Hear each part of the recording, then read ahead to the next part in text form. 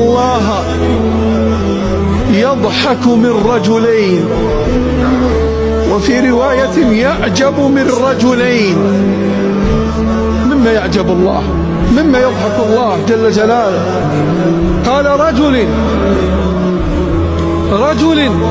قام من فراشه، ترك لذته، ترك دفئه، ترك فراشه، ترك راحته، فقام فتوضأ ثم صلى، فيقول الله وهو العالم به: ماذا يريد هذا الرجل أن يصنع؟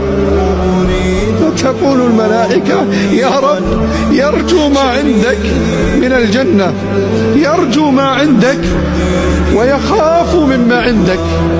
فيقول الرحمن الرحيم: أشهدكم أني أعطيته ما يرجو وأمنته مما يحذر.